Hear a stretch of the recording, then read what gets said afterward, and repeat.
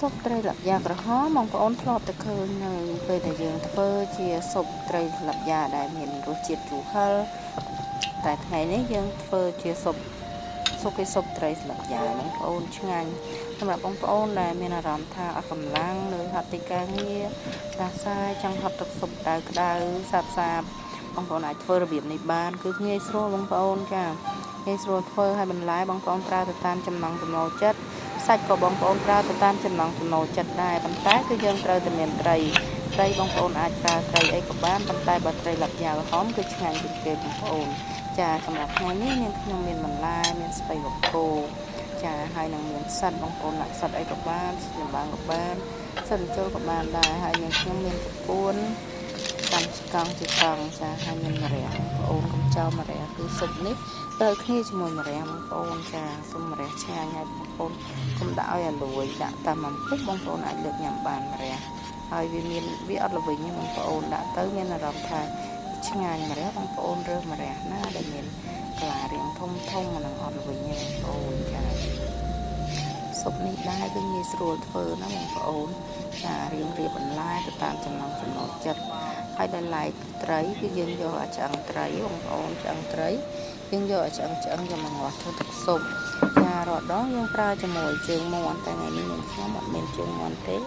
គឺប្រើតែជាមួយត្រីលាប់យ៉ាឆ្អឹងត្រីនិងក្បាលត្រីតែមានជាតិដែរបងប្អូនចាហើយយើងដាក់គ្រឿងទៅតាមគ្រឿងដែលយើងប្រើសប្ងៃមានអំបិលប៊ីចេងស្ករភ្លក់តាមរសជាតិបងប្អូនកុំយករសជាតិដិតពេកយករសជាតិរៀងសាបព្រោះយើងមានទឹកជ្រលក់ចាទុកពីស៊ុបយើងទិញទឹកជ្រលក់ស៊ុបពីស៊ុបខ្ញុំអត់បានធ្វើទេចាហើយយើងដុសពោះដុសអីចេញកុំឲ្យវាល្អទឹកស៊ុបបងប្អូនតែប៉ុណ្ណេះគឺស៊ុបយើងរួចរាល់ហើយបងប្អូនគឺងាយស្រួលមិនចាំបាច់ចំណាយពេលទៅញ៉ាំខាងក្រៅគឺយើងធ្វើគឺលឿនតែម្ដងហើយឆ្ងាញ់ទៀតបងប្អូនហើយអស់ថវិកាតិចទៀតចាហើយយើងដុសហើយយើងយកមកដាក់ឆ្នាំងស៊ុបដែលយើងត្រូវញ៉ាំយើងបង់បន្លែដែលយើងត្រូវដាក់នឹងហើយយើងបង់ត្រីក្រោយគេបងប្អូនត្រីសាច់អីយើងបង់ក្រោយគេព្រោះថាត្រីវាងាយនឹងហុយសាច់គោអីហ្នឹងយើងបង់ក្រោយគេចាបងប្អូនអាចដាក់ពងមាន់មកក្រប